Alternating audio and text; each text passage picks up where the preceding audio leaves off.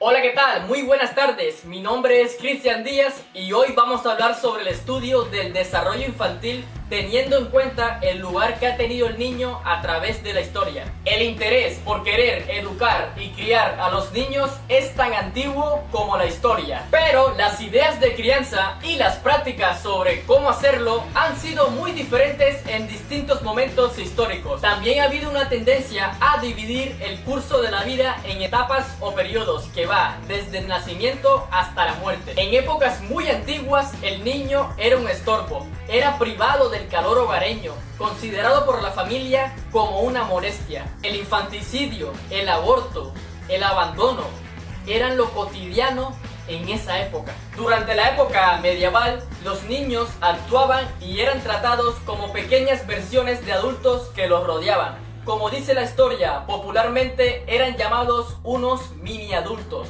Un dato muy triste es que una proporción significativa de niños no sobrevivía hasta la edad adulta, ya que 7 de cada 10 niños no sobrevivían después de los 3 años.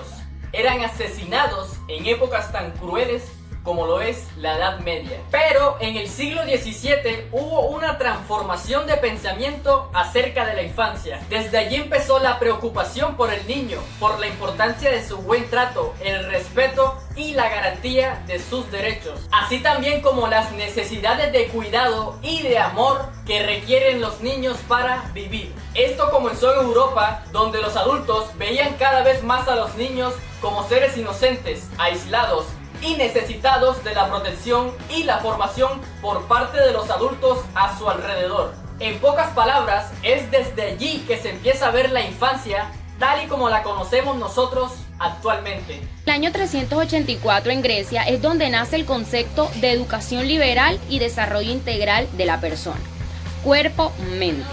Algunos filósofos como Plutarco, Platón y Aristóteles expresaron la necesidad de que la educación adapte a la naturaleza humana. Aristóteles, en muchos de sus escritos, él expresa su interés por problemas educativos con el fin de contribuir a la formación de hombres libres. También él habla de distintos periodos para la educación infantil.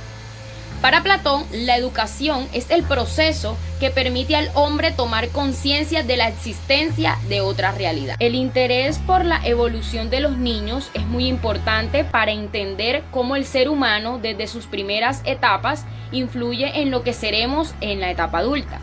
Por esto es muy importante comprender la necesidad de invertir en los niños pequeños, ya que así se maximiza su bienestar en el futuro. En los estudios sobre la infancia que se hacen desde la psicología, se concibe a un niño abstracto con un desarrollo biológico, mental y motor. Cuando se analiza el aspecto educativo de la infancia, es importante considerar diversos factores que tienen igual incidencia en su desarrollo y aprendizaje. También aquí, en 1540, surgen muchas ideas clasistas sobre la educación infantil y un nuevo interés por el desarrollo infantil como un nivel que brinda la oportunidad de desarrollar. Erasmo manifiesta cierto interés por la naturaleza infantil. Él expresa un conjunto de ideas en el que antropológicamente el ser humano es el centro. Por ello, una de sus preocupaciones más intensas fue de que las personas hablaran y escribieran bien. Y de alguna manera su perspectiva fue de un mayor formalismo literario. En 1787, un ciudadano alemán llamado Dietrich, profesor de filosofía, tuvo la curiosa ocurrencia de publicar en una pequeña revista en la cual él era el editor, una descripción del desarrollo psicológico, sensorial, motor y cognitivo de su hijo, que había nacido 6 años antes. Hola, mi nombre es María Los Ángeles Cardoso y continuaré con la línea del tiempo. Ok, en el año 1852 se fundó el primer instituto de educación preescolar en New Lanark, Escocia, por el pedagogo, empresario y filántropo Robert Owen. Ok, continuemos. En el año 1859 aparece la teoría de la evolución del naturalista Charles Darwin, en la cual él enfatiza la naturaleza del desarrollo del comportamiento infantil. Entonces, él decía que se podía comprender mejor a los seres humanos estudiando sus orígenes como especie e individuo. Ok, a finales del siglo XIX, es decir, alrededor del año 1900, el estudio científico del desarrollo infantil comenzó. Otro punto importante es que la adolescencia no fue considerada como un periodo independiente del desarrollo, sino hasta principios del siglo XX, es decir, en el año 1901, cuando el psicólogo Stanley Hall, quien fue un pionero en este estudio de los niños, publicó su libro muy popular llamado Adolescencia. Entonces, para él la adolescencia es un segundo nacimiento. Entonces, él nos dice que la adolescencia es una etapa de pureza, llena de tentación, en la cual el adolescente desea la soledad, pero al mismo tiempo necesita integrar grupos y tener amistades.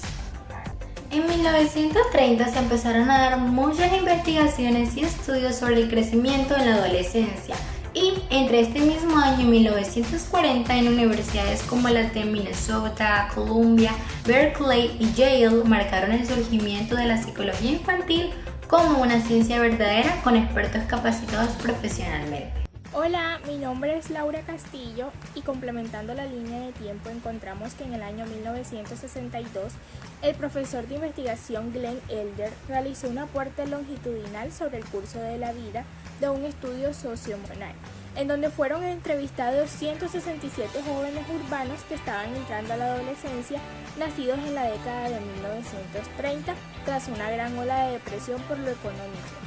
Bueno, el profesor observó cómo los trastornos sociales pueden alterar los procesos familiares y por ende también el desarrollo infantil.